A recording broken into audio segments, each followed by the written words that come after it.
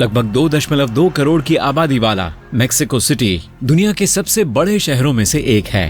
यह एक मेगापोलिस है जिसमें कारें, लोगों की भीड़, खूबसूरत गगनचुंबी इमारतें और बड़े शहरों वाली तमाम खासियत मौजूद है। इसलिए अभी यह यकीन करना मुश्किल है कि यह शहर धीरे धीरे जमीन में धंस रहा है। मेक्सिको सिटी को 14वीं सदी की शुरुआत में एज़टेक इंडियंस ने बनाया था। उस समय इसका एक अलग नाम था। एज़टेक की राजधानी एक बड़ी झील से घिरी हुई थी। बाद में इस शहर का नाम बदलकर मेक्सिको सिटी कर दिया गया और यह एक बड़े महानगर में तब्दील हो गया। सदियों से लोग इस इलाके से पानी को हटाने की कोशिश कर रहे हैं, लेकिन इससे कोई खास फर्क नहीं पड़ रहा है। 19वीं सदी तक लोगों को लगने लगा था कि गीली मिट्टी की वजह से शहर के कुछ खास हिस्से धीरे धीरे डूब रहे हैं।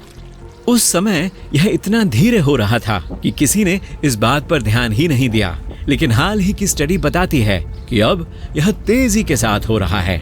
यह अंदाजा लगाना नामुमकिन है कि शहर किस दर से नीचे जा रहा है, क्योंकि यह मिट्टी और ज्वालामुखी की राख के मिश्रण पर बनाया गया है, जिस वजह से यह शहर असमान रूप से डूब रहा है। एक इलाके में कई इमारतें कुछ ही दिनों में जमीन के अंदर समा सकती हैं।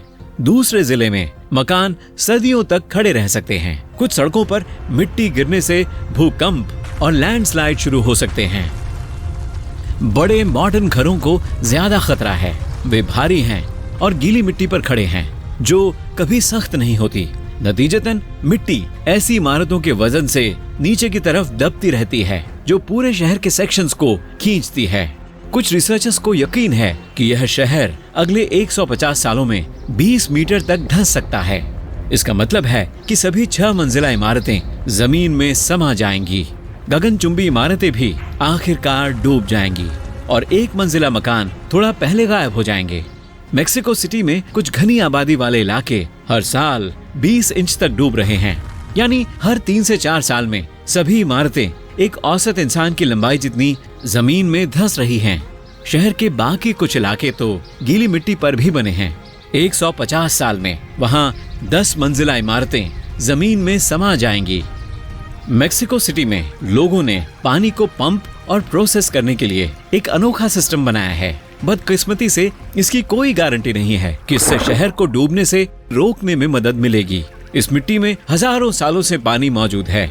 यहाँ की जमीन को ठोस बनाना लगभग नामुमकिन है।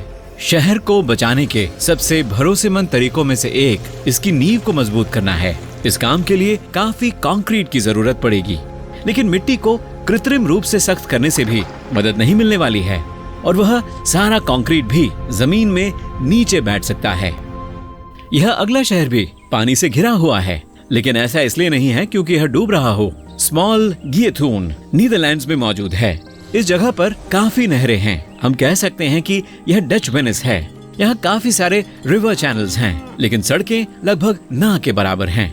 आप कुछ ही समय में अपने घर से बाहर निकलकर किसी नदी के किनारे तक पहुँच सकते हैं। यहाँ के लोग कारों की बजाय नावों से सफर करते हैं। इस शहर की खासियत यह है कि आपको यहाँ बीप या सायरन की आवाज नहीं सुनाई देगी।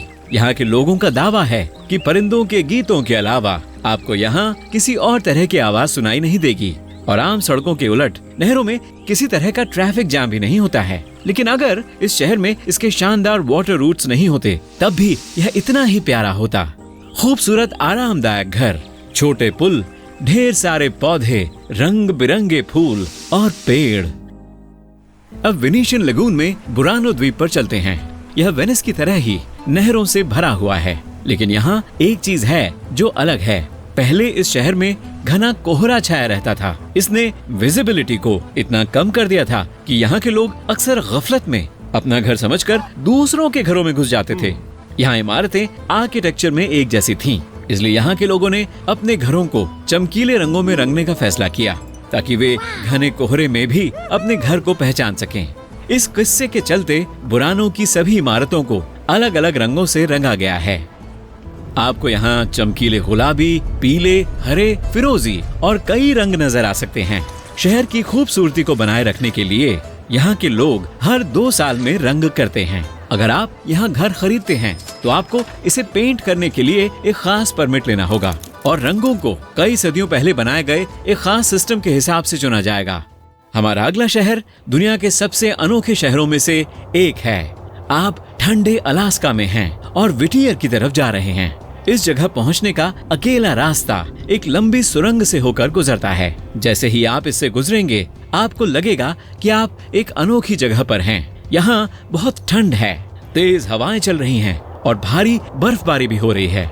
रास्ते खाली हैं, आपको यहाँ लोग नजर नहीं आ रहे हैं। ऐसा लगता है कि शहर में कोई है ही नहीं। लेकिन तभी आपको एक चौड़ी 14 मंजिला इमारत नजर आती है। आप अंदर जाते हैं और देखते हैं कि सभी रहने वाले वहाँ मौजूद हैं। व्हिटियर में लगभग 220 लोग रहते हैं और वे सभी एक ही इमारत में रहते हैं। रेजिडेंशियल अपार्टमेंट के अलावा आपको वहाँ स्टोर, एक पुलिस स्टेशन, लाइब्रेरी और एक कैफे मिल सकता है। सोचिए कि आपका ऑफिस आपके घर से 2 मंजिल नीचे है और दुकान बगल में ही है। एंट्रेंस के बगल में पहली मंजिल पर एक डाकघर है। लेकिन सबसे अच्छी चीज वो नजारा है जो आप खिड़कियों से देख सकते हैं। यहाँ से आप बर्फ से ढके पहाड़ों की खूबसूरती को निहार सकते हैं।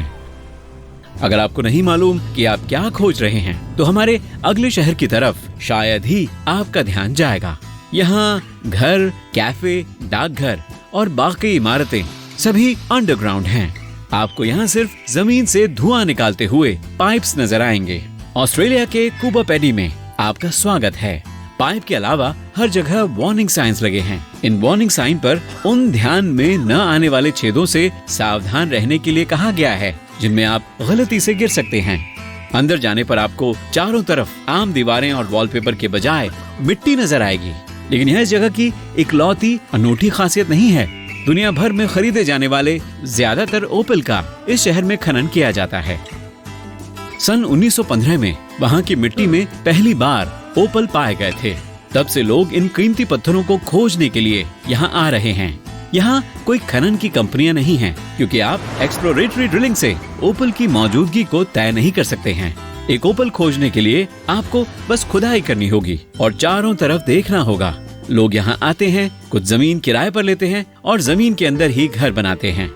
आइए अब हम अपने सफर को किसी शहर में नहीं बल्कि हिंदुस्तान के कुलधारा गांव में खत्म करते हैं। यहाँ पहुँचना आसान नहीं है। असल में इस जगह पर पहुँचना तो ज्यादा मुश्किल नहीं है, लेकिन यहाँ रहने वाले लोग आपको यहाँ पहुँचाने के लिए राजी नहीं होंगे। आपको ड्राइवर को 2 गुनी कीमत चुकानी पड़ सकती है और ऐसा करने पर भी वे आपको बिल्कुल सही जगह पर नहीं पहुँचाएंगे। वह आसपास रुक जाएंगे और आपको बता देंगे कि आप अपनी मंजिल तक कैसे पहुँच सकते हैं। कुलधारा गांव में अब कोई नहीं रहता है। यहाँ केवल खंडहर और पुरानी इमारतें ही हैं और यहाँ किसी तरह के पेड़ पौधे भी नहीं हैं। यह जगह एक प्राचीन शहर की तरह लगती है। ऐसा लगता है कि इसे हाल ही में पुरातत्वविदों ने जमीन से खोद कर निकाला है।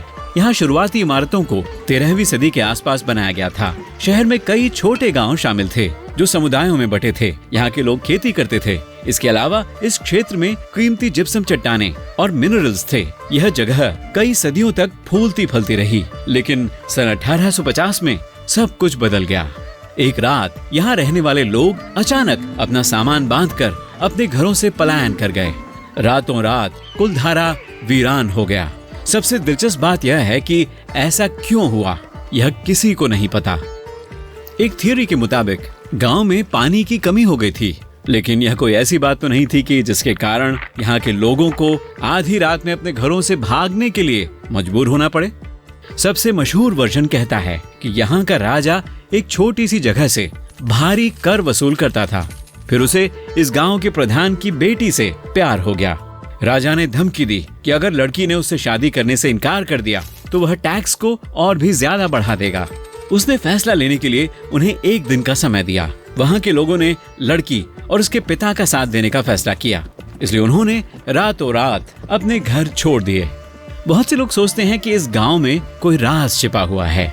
यहाँ काफी टूरिस्ट आते हैं। उनका मानना है कि गांव के लोगों ने जाने से पहले इस जगह को श्राप दिया था ताकि वहाँ कोई न रह सके। लेकिन लोग इस इलाके से डरते हैं और इसलिए इससे बचने की कोशिश करते हैं।